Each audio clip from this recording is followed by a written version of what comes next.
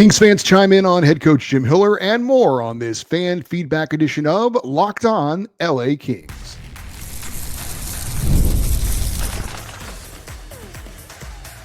You are Locked On Kings, your daily podcast on the Los Angeles Kings. Part of the Locked On Podcast Network, your team every day. Hey, Kings fans, welcome to Locked On LA Kings, part of the Locked On Podcast Network, your team every day. Thanks for making Locked On LA Kings your first listen every day. We are free and available wherever you get your podcasts and on YouTube. I'm Eddie Garcia, your host of Locked On LA Kings. I've worked in sports media for the past 30 years, also co-host of the Puck Podcast, a weekly NHL review show that's been putting out content for the past 18 years, and a passionate LA Kings fan for over 30 years. Today's episode is brought to you by FanDuel. Right now, new FanDuel customers can get $200 in bonus bets if your first $5 bet wins. Kings are back home for a pair of games this weekend. They will host the Toronto Maple Leafs at 4 p.m. LA time on Saturday, and then the San Jose Sharks at 7 p.m. LA time on Sunday. We'll have a preview of the Kings-Leafs game coming up. But it is a Kings Fan Feedback Friday, your chance to sound off, critique, praise, complain, celebrate our beloved Los Angeles Kings. We do this every Friday, off-season, regular season, and postseason. So let's get to our first email, and we will begin with Paul in Santa Clarita. He says, I have been a Kings fan for about 25 years with good memories of watching Ziggy Palffy, Ian LaPerriere, and Luc Robitaille at Staples Center. However, I stopped closely following the Kings and hockey in general for about 10 years. But just this season, I started closely following again, and your podcast has really helped spark my interest again. As someone who was unfamiliar with Jim Hiller going into the season, it seemed like many fans, including myself, were wondering if the Kings needed to make a change during their bad goalless streak in late January and after their 5-1 blowout loss to Chicago, for example. I have to give Hiller credit for realizing that the 11 forward 7 defense pairing was not working, for getting Brandt Clarke back on the ice, and for finally scratching Trevor Lewis. I think revamping the fourth line was his best decision yet. Jeannot, Turcotte, and Helenius have been my favorite line to watch lately because of their hustle, physicality, and more recently scoring.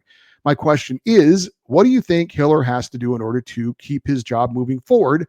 I know with Rob Blake, you and others have said the Kings need to make it out of the first round for him to keep his job. Do you think Hiller is the same, or would you be willing to give him a longer leash into next year and beyond? Thanks, Eddie. Keep up the great work. And again, that was from Paul in Santa Clarita. Well, first off, Paul, I just want to say, if this show in any way helped you get back into being a Kings fan and helped you be informed about the team, I'm thrilled with that. I will say, as much as I have disagreed with Jim Hiller on his recent decision in who to start in net, I think he's actually done a very good job. I think he will actually get a couple of votes for Coach of the Year this year. He's not going to come close to winning it, but I think he'll get a couple of votes. And I would be shocked if he is not the coach of the Kings next season, even if the Kings lose in the first round of the playoffs. He's in year 1 of a 3-year contract with an option for a 4th year. Plus, if the Kings do make a GM change, we've heard rumors that Rob Blake's going to step down regardless of what happens at the end of this season. We'll see about that. My guess, though, is his successor will come from within the organization, either GM consultant Mark Bergevin or assistant GM Nelson Emerson. And if that's the case, then I'm almost certain that they'll keep Jim Hiller. If they brought in another GM from somewhere outside the organization, maybe there's a chance, and I don't even think this would be the case, at least for the first year, but maybe there's a chance he wants to bring in his own coach. But again, I fully expect Jim Hiller will be the head coach of the Kings next year, and barring some sort of disaster next season, I think he'll fulfill his contract of the 3 years, and then we'll see how it goes after that. Our next email comes from Gary in Granada Hills. He says, Eddie, to put it nicely, and these are facts, sadly, the Kings coaching staff has had major brain farts this year, and starting Riddick against the Avalanche was just another one. But what really concerns me is the Kings' so-called pathetic, pitiful, unbearable power play. Who's running the Kings power play, Stevie Wonder or Ray Charles? Also, so many times Hiller and the rest of the coaching staff don't know how to adjust against opponents during games when being outplayed by opponents. These are 2 important factors that'll be needed in the playoffs. Go Kings, go. And that was Gary in Granada Hills. Well, I'm guessing Gary is a man of a certain age, because Stevie Wonder and Ray Charles are blind singers of note, for sure. But like, do we have any new blind singers? Like, are those the two guys we always have to go to if we're referencing a blind person? All right. Anyway, so I'll repeat myself a little bit when it comes to Jim Hiller. I think that he has done a very good job, despite a couple of issues I've had with him as far as his choice of goaltenders. But, we focus on what's not working. And yes, the power play has been bad, but under Jim Hiller, they revamped the penalty kill. He transitioned the Kings out of the 1-3-1, and they're still one of the top defensive teams in the league. And for the most part, I think a lot of what he's done in mixing up the lines has been pretty positive. They are the best home team of the NHL. They have beaten the best in the NHL every time they've faced them on home ice. So, like I said, I know we focus on what's not working, like the power play, like the road record, but there is also a lot more going right with the Kings than that's going wrong. And I think certainly Jim Hiller and his staff deserves credit for a lot of things that are going right with the LA Kings. Kyle in Salt Lake City says, something I think hasn't been talked about much this season has been the Kings penalty kill, mostly because it's been good enough, I believe, somewhere in the top 10. But compared to last year, where they were top of the league for the majority of the season, could it not improve? Did Hiller or the PK coach make an adjustment to their approach to the PK as a result of its bad performance against Edmonton last postseason? Understandable to a degree, but why change it to cater to one team when it worked against the entire league, generally speaking, last season? Obviously, the bigger issue for the team right now is improving the power play, but shouldn't a defensive team like the Kings be trying to sit near the top of the PK as well? And again, that was Kyle in Salt Lake City. The Kings penalty kill last year was second in the NHL at the end of the season, 84.6%. The Kings penalty kill this year is currently 8th in the NHL at 81.4%. So yes, the Kings specifically did change the penalty kill because of what happened in the playoffs. And I don't have a problem with that. That old definition of insanity is doing the same thing and expecting a different result. So the answer is, was that the right move? Was changing the PK, making it more aggressive, is that the right move to have more success against the Oilers? We're not going to know until they play the Oilers. But I will just say, while I like what they're doing on the penalty kill, I like that it's more aggressive. I like that it forces the other players to not only make quicker decisions, but make on the tape passes, because if they're off a little bit, then the defender's on them and they can, tie them up, clear the zone, that kind of thing.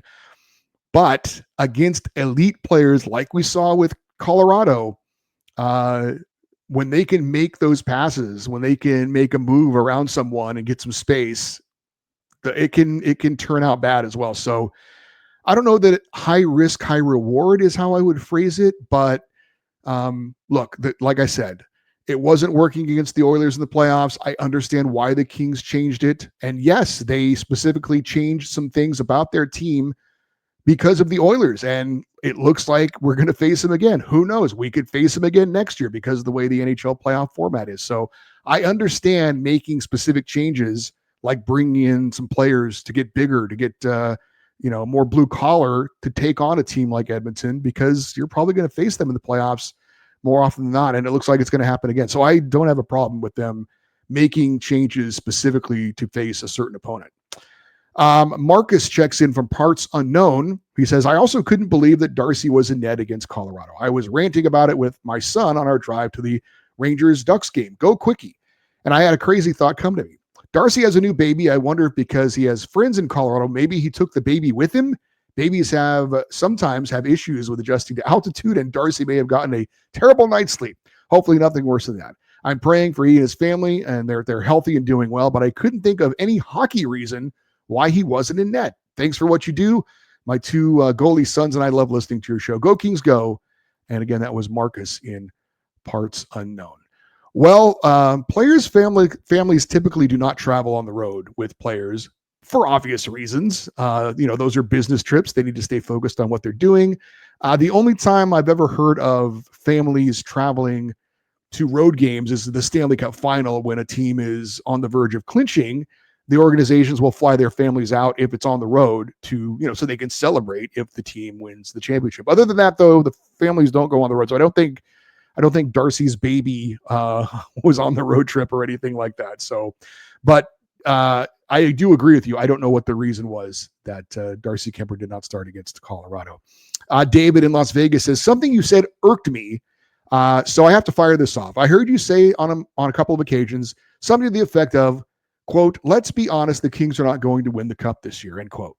I understand as a longtime Kings fan about tempering expectations. This is a team I thought I was going to follow and love and never see win. I mean, we didn't win with Gretzky or Dion, but it did happen. With my own eyes, I saw us win the cup twice in equally remarkable yet different ways. This team can do it. We don't have to win the President's Trophy to win it all. The website Money Puck gives us a 5% chance to win it all. No team has better than an 11% chance. So odds are nobody has a good chance to win, but somebody will. Why not us? This is a fan space. Let everyone else doubt. Let's sprinkle in some optimism, or heck, let's guarantee a cup win. Why not? Say it with me, Eddie. I believe that we will win. I believe that we will win. That is David in Las Vegas. I've always thought of myself as an optimist, and I think this show is pretty positive. I'm going to tell it like it is if I have a problem with something or I think something's not good, but I think I generally I'm pretty positive. So, look, I will say this. I do believe the Kings have a pretty favorable path to the Western Conference Final. I believe the Kings can beat the Oilers, and I think we match up well against the Golden Knights. Now, if we do get into the Western Conference Finals, and I'm not saying we are, but if we do, we'll definitely be an underdog against Winnipeg or Dallas or Colorado, which I gotta believe it's going to be one of those three teams. If it isn't, then that changes things. But like I said, I think we can all agree that the Kings winning a Stanley Cup this year is a long shot. Then again, I certainly wasn't predicting the Kings to win it in 2012 either, and I understand your point. So like I said, I think there's a decent path for the Kings. I like the matchups against Edmonton and Vegas, but we'll see. Let's just win a first round playoff series and see where we can go from there. All right, we got more emails coming up, and we'll read those next here on Locked On LA Kings, your team every day. March Madness is here, and FanDuel is giving you the chance to get in on the action like never before. Right now, new customers can get $200 in bonus bets when your first $5 bet wins. That's $200 in extra bucks to use on everything from buzzer beaters to Cinderella stories and even who's cutting down the nets. I've got my eye on a few underdogs this year, and FanDuel makes it easy to back them with spreads, totals, and game props. Is picking Auburn to win it all an underdog? They're a number one seed. I don't think they've ever won a basketball national championship before. That was my pick. I don't know. So go to FanDuel and take a chance at glory. With tournament games happening almost every day, there is always something exciting to bet on. The FanDuel app is simple to use, and when you win, you get paid instantly, no waiting around. So visit FanDuel.com and get in on the college hoops action all tournament long. Let's get to more of your emails. This is from Ray in Woodland Hills. He says, hope you're doing well. I'm writing this after getting home from the Kings-Bruins game. Just wanted to share my thoughts following those back-to-back 7-2 wins. Kuzmenko has really stood out. He's got great hands and intuition on where to be on the ice at any given time. Passing when he was on the ice looks like butter. Why didn't they let Swayman versus Kemper go? The refs robbed us on that. I've been watching the Kings since 2006, and I had the realization today that the Kings look like a different team now. The future of the franchise is Fiala, Byfield, Fogle, Turcotte, Gavrikov, and Clark. The energy is shifting to the youth of this team. It's been cool to watch the transition as a longtime fan. I've grown to respect the on-ice product in the Rob Blake era. I also think Jim Hiller has proven to be great for the Kings so far. Haven't been this excited to be a Kings fan in a while. I'm optimistic looking ahead to the playoffs. Really feels like the wind is in our sails right now. Hope nothing changes between now and then. Thank you for all you do, Eddie. Have a great week. And that was Ray in Woodland Hills. Yeah, I don't want to overreact to my grumbling about what happened in the Colorado game. The Kings have obviously been playing great.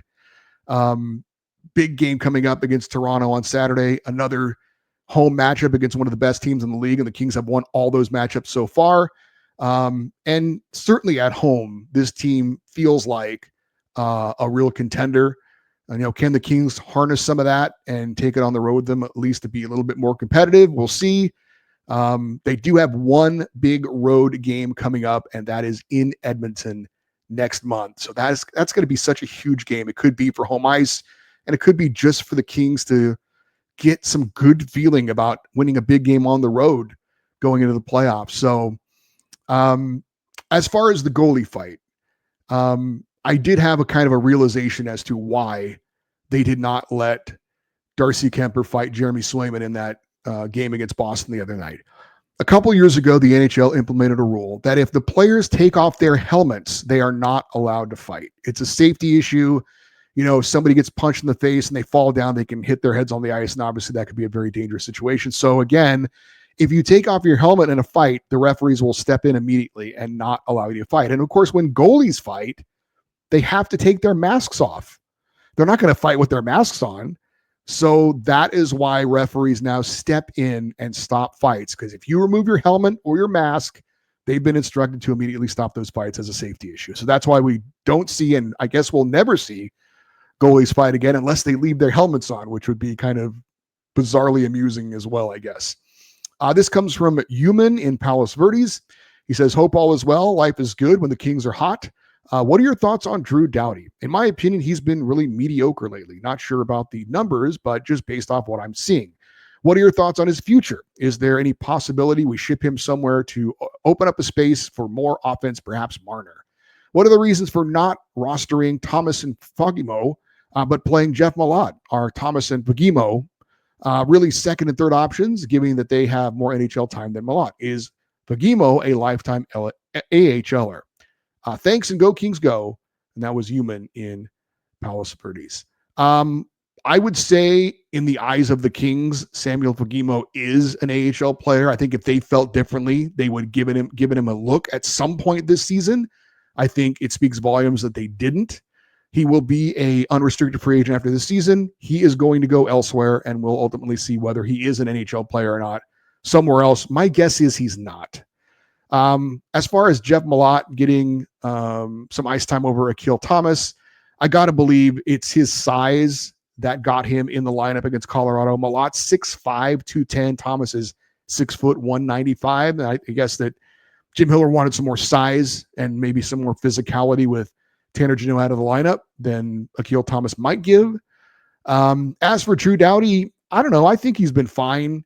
He's still, not 100%. He's still dealing with, he hasn't been practicing lately because of his ankle. And he's leading the team on ice time. He's playing on both the penalty kill and the power play. He leads the team in points among defensemen since the trade deadline. So, he's not what he once was, but I don't think neither is Andrei Kopitar, right? We shouldn't really expect him to be at this point. I will just say again, when people talk about trading players, you need to remember a lot of them have no trade clauses. Drew Doughty is one of them, no movement clauses. So the King cannot trade him unless he asks to be traded or he requests to be traded. And even then, I don't know if they would trade him as well. So as long as the Kings are a playoff team, I don't see Drew Doughty wanting to go anywhere. And he still has a couple more years left on his contract. So as far as Mitch Marner goes, he's a free agent in the offseason. We can sign him if we have the cap space. So, yeah, we don't need to trade for him. This comes from Oliver in Roy, Utah. He says, I live in Utah and I watch Kings games on ESPN Plus, which means over the last 3 years, I've had the option of watching the Kings announcers, the great Nick Nixon and Jim Fox, or I can watch the other teams' announcers. I like to give you my best and worst of just a handful of other teams' announcers. A couple of things I specifically look for when watching. First, do the play-by-play announcer and the lead analyst have good chemistry? There should be a rhythmic cadence between the two guys in the booth. Second thing I look for is the announcers fair in calling the games, or more simply, are they homers? Growing up in LA and getting to listen to Chick Hearn and Stu Lance, Vin Scully, and of course, Bob Miller and Jim Fox, I'm accustomed to hearing announcers who aren't afraid at making observations, even when the home team's not playing well, or even calling out specific players from time to time. I understand that these teams are paid, or these teams, the announcers are paid by the team, and they are there to promote and support the team they are covering. But there is nothing harder to watch than when announcers are clearly calling a game with rose-colored glasses for their team. So here we go. A couple of announcing teams that I think do a good job. The Lightning's Dave Randorf and Brian Ingblom The Devils, Bill Spalding and Ken Danico. The Wilds, Anthony LaPlanta and Wes Walls. The Penguins, Josh Getzloff and Mike Rupp. The Jets, Dan Robertson and Kevin Sawyer. For the not so good, let's start with our neighbors, the Ducks. Sorry, but John Allers and Brian Hayward are easily some of the biggest homer announcers out there.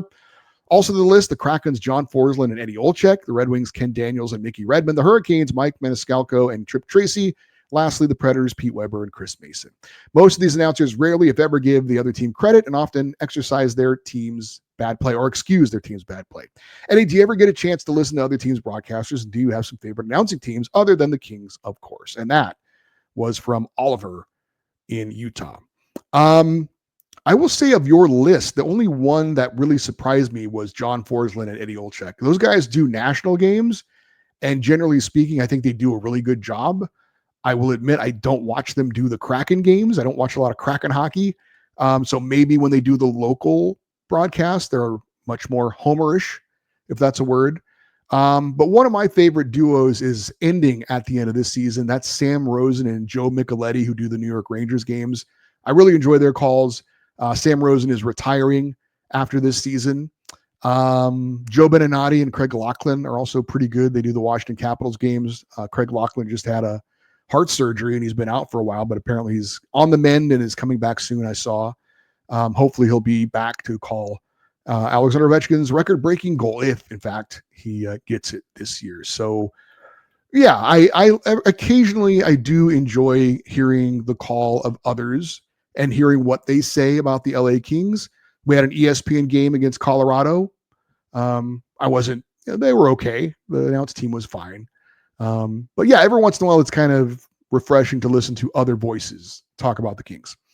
Sasson in Westwood, who says he's a sad UCLA Bruins basketball fan, says, what are your thoughts on the LA Kings winning 7-2 on Bailey's birthday? Coincidence? I think not. What do you think is the main reason why the Kings seem so unstoppable at home this season? Is it the Kings fan base screaming, go Kings go, and the Royal Army banging their drum up in 303? Is it the poor quality of the ice surface? I've heard this excuse from multiple other fan bases. Is it a mental thing? As a seasoned hockey fan, how would you explain what's going on this season? Finally, a more serious update about learning to play ice hockey. I wanted to let you know that my first attempt at taking a slapper, I flat out whiffed on the puck and fell straight to the ice. It was hilarious.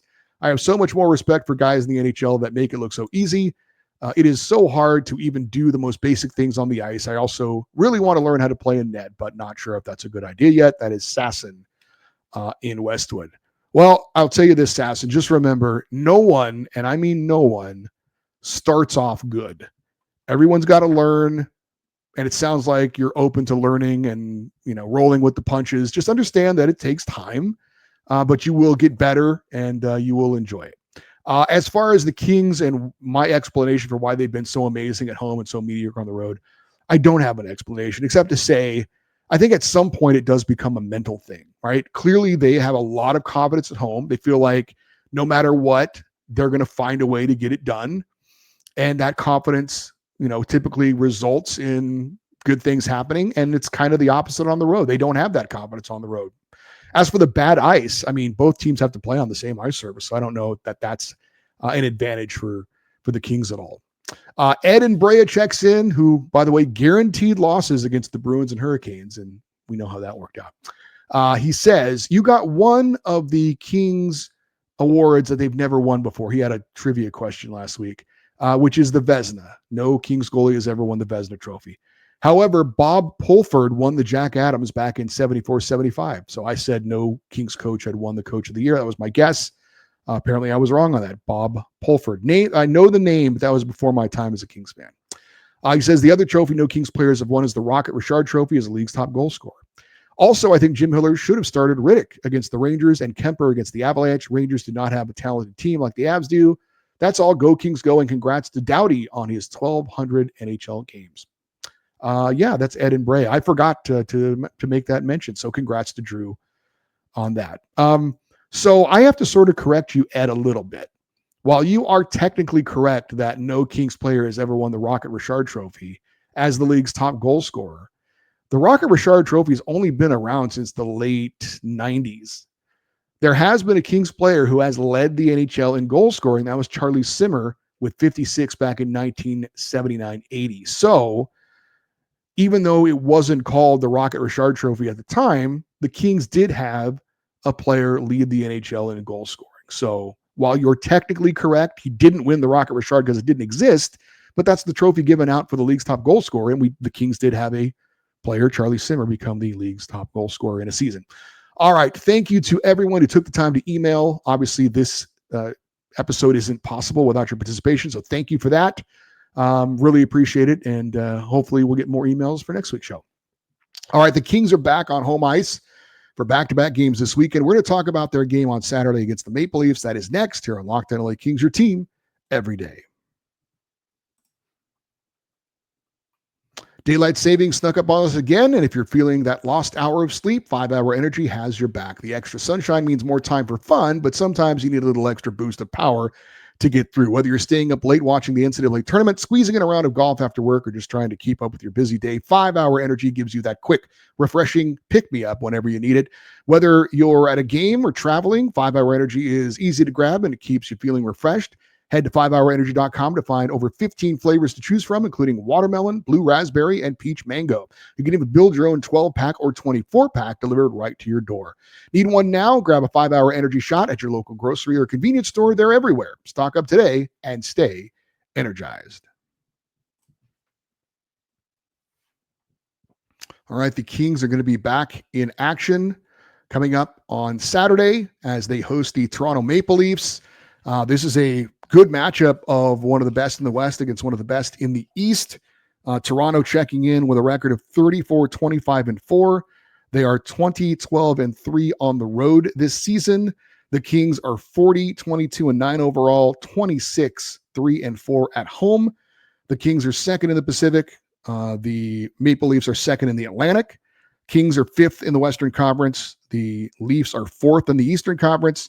Kings are ninth in the NHL. The Maple Leafs are eighth in the NHL. So again, one team from the West, one team from the East, but very similar as far as the seasons and the numbers they put up so far. Goals per game, the Kings are ranked 20th in the NHL. The Leafs are 7th. Goals allowed per game, Kings are ranked 2nd. The Leafs are 11th. Power play, Kings are ranked 28th. Toronto is 5th. Penalty kill, Kings are ranked 8th. Toronto is 16th. As far as your individual leaders in this one, you've got Mitch Marner as the leading points producer for the Maple Leafs with 89. Adrian Kempe leads the Kings with 58. William Nylander is the leading goal scorer for Toronto with 42. Adrian Kempe leads the Kings with 29. And as far as assists go, Mitch Marner has 67 helpers for Toronto. Andrei Kopitar has 39 to lead the Kings. Darcy Kemper will, I think, start in net in this one. He, of course, is been amazing at home of late. 14-0-1 in his last 15 starts at home. As far as the goaltender for Toronto, they've been rotating goalies this year between Joseph Woll and Anthony Stolarz. Woll has the more games in net. Stolarz, though, was injured for a little while. Woll started their last game, which was a loss against the Sharks in a shootout. I'm expecting that Anthony Stolarz will start the game against the LA Kings. So again, looks like a solid matchup between the Leafs and the Kings. Looking forward to this one. Face-off set for 4 p.m. LA time on Saturday. You can see the game locally on the FanDuel Sports Network, nationally on ESPN Plus, and you can hear the game on the 710 ESPN app. And for those of you that care, I will be out at the game on Saturday against Toronto. So if you want to meet up, say hello, reach out on social media, and we'll see if we can make that happen. As for these standings in the Pacific Division, the Golden Knights and obviously the Oilers and the Kings did not play on Friday. The Golden Knights did. They won. They beat the Blackhawks 5-3. Vegas has 96 points. They've got a 7-point lead on the Kings. I think it's over. I think the Golden Knights they haven't clinched, but I believe they have wrapped up the Pacific Division. I do not think the Kings can catch the Golden Knights at this point. The real race, as we've thought all along, is between second and third, Kings versus Oilers. The Kings right now have a 2-point lead on Edmonton, and they have a game in hand. The Oilers are going to play the Flames, a desperate team trying to stay in the wild card race in the West, coming up on Saturday. Obviously, Kings have the Maple Leafs on Saturday. LA and Edmonton will play 2 head-to-head games coming up next month. They're going to be absolutely huge, huge games. All right, real quick, I did want to check in on Kings prospects in postseason play. We did have some junior hockey going on, and it is a final in the Western Hockey League playoffs. The Prince George Cougars beat the Portland Winterhawks 7-6 in overtime, and Kings prospect Cohen Zemer did have an assist in that big win for the Prince George Cougars. In the OHL playoffs, we had goalie Carter George, Kings' second-round pick in 2024. He allowed 6 goals on 42 shots in a 6-1 loss to the powerful London Knights, while London defenseman Jared Woolley, Kings' 6th-round pick, had no points in the win for London. Flint Firebirds and Kings' 5th-round pick, defenseman Matthew Mania, lost their playoff opener to the Kitchener Rangers 4-3 in overtime. Mania had one of the goals for Flint in the loss. And in college hockey, Denver beat Providence 5-1. Denver has 2 LA Kings draft picks, Jared Wright, 6th-round pick in 2022, James Reeder, 7th-round pick in 2024. Neither of them had a point in the win, but Boston College does advance to the next round to play on Sunday. If you would like to get an email for a future fan feedback show, the email address is lockedoneddie@gmail.com, EDDIE. You can always leave your comments if you're watching on YouTube in the comments section. And we would love for you to stay interactive on the show by following us on Twitter, X, Instagram, TikTok. We are at Locked On LA Kings. I'm Eddie Garcia for you everydayers, those of you that listen to watch Locked On LA Kings every day. Coming up on Saturday, we're going to recap the Kings Maple Leafs game shortly after its conclusion. And again, I'll be at the game. If anybody wants to try and meet up and say hello, reach out on social media or an email, and we'll see if we can make that happen. Again, I'm Eddie Garcia. Thank you, as always, for listening and watching this episode of Locked On LA Kings, part of the Locked On Podcast Network, your team every day. Have a great rest of your day. We'll talk to you tomorrow. And as always, go Kings, go.